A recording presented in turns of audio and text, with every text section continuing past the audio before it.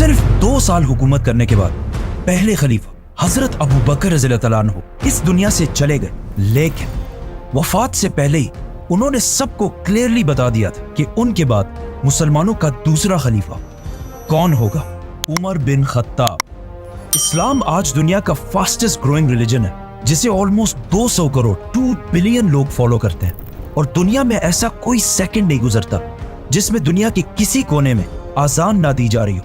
इस सब में हजरत उमर रज़ियल्लाहु तआला अन्हु ने बहुत बड़ा रोल प्ले किया, जिन्होंने सिर्फ कुछ ही सालों में मुसलमानों की इतनी बड़ी एम्पायर बनाई जो उनसे पहले दुनिया में किसी के पास भी नहीं थी। अलेक्जेंडर द ग्रेट और इवन मिस्र के फिरौन के पास भी नहीं। लेकिन ये सब आखिर उन्होंने किया कैसे? हजरत उमर की पर्सनैलिटी को समझने के लिए उस जमाने के मक्का शहर को समझना लाजमी है, क्योंकि मक्का में पिछले कई सदियों से एक ही कबीले कुरैश का कंट्रोल था, और आहिस्ता आहिस्ता कुरैश का ये कबीला इतना बढ़ चुका था कि कुरैश खुद भी बहुत सारे कबीलों में डिवाइड हो चुका था। और इन कबीलों के दरमियान अब मक्का में पीस बरकरार रखने के लिए हर कबीले को अलग अलग जिम्मेदारियां दी गई थी। कुरैश के 3 सबसे ताकतवर कबीले थे, जिसमें रसूलुल्लाह सल्लल्लाहु अलैहि वसल्लम के कबीले बनु हाशिम के पास कुरैश की रिलीजियस पावर थी, क्योंकि मक्का काबा की वजह से अरब के रिलीजन का सेंटर था। और बनु हाशिम के लीडर्स थे अब्दुल मुत्तलिब और उनके बाद अबू तालिब। कुरैश का दूसरा ताकतवर कबीला था बनु उमैया। ये कबीला कुरैश में सिर्फ और सिर्फ एक चीज की वजह से मशहूर था, पैसा। इसीलिए मक्का की सारी इकोनॉमी यही फैमिली बनु उमैया कंट्रोल करती थी, और इस कबीले का लीडर था अबू सुफियान। एंड लास्टली कुरैश का तीसरा पावरफुल कबीला बनु मखजूम था, जो मक्का में वॉरियर्स की फैमिली थी। इसीलिए मक्का में हर वॉर जंग की प्लानिंग यही फैमिली किया करती थी, और सबसे ज्यादा हथियार भी इसी फैमिली के पास होते थे।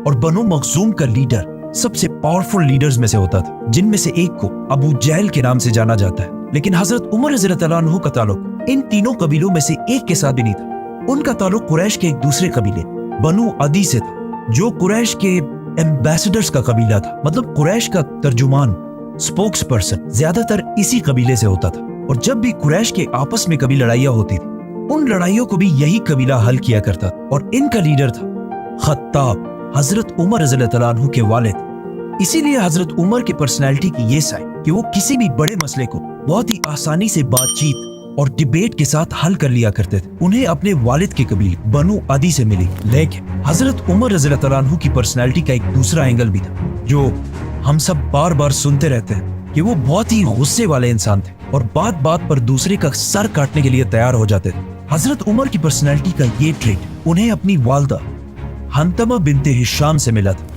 जिनका ताल्लुक बनु अदी से नहीं बल्कि बनु मखजूम से था, जो कुरैश के वॉर और जंग को संभाल। इस बनु मखजूम के कबीले के माइंडसेट को समझने के लिए यही काफी है कि इस कबीले से हजरत उमर रज़ियल्लाहु तआला अन्हु के कजन का नाम खालिद बिन वलीद था। मतलब हजरत उमर रज़ियल्लाहु तआला अन्हु लोगों को बातचीत से अच्छी तरह समझाना अपने वालिद से सीखा, और जो लोग बातों से ना समझे उन्हें डंडे और तलवार से समझाना उन्होंने अपने वालदा के खानदान से सीखा। रसूलुल्लाह सल्लल्लाहु अलैहि वसल्लम की जिंदगी के बारे में बहुत सारे बुक्स और बहुत सारे लेक्चर्स हैं, लेकिन उन्हें सुनने और पढ़ने में हमेशा एक बहुत बड़ा मसला होता है कि आखिर इन सारे वाकयात में कौन सा वाकया कब पेश आया। इसीलिए ज्यादातर लोग कंफ्यूजन में पड़ते, स्पेशली बच्चे। इसी मसले को हल करने के लिए house of books has launched prophet Mohammad series, जिसमें आप सल्लल्लाहु अलैहि वसल्लम की जिंदगी के बारे में ऑथेंटिक सोर्सेज के साथ सारे वाकयात लिखे हैं। And what I like the most about this कि इस सीरीज में सारे वाकयात को छोटे छोटे बुक्स में डिवाइड किया गया, और हर बुक के ऊपर उसका अपना नंबर है, ताकि कोई भी स्पेशली बच्चे अगर इसे पढ़े तो एक सीक्वेंस के साथ आप सल्लल्लाहु अलैहि वसल्लम की जिंदगी को प्रॉपरली समझ सके।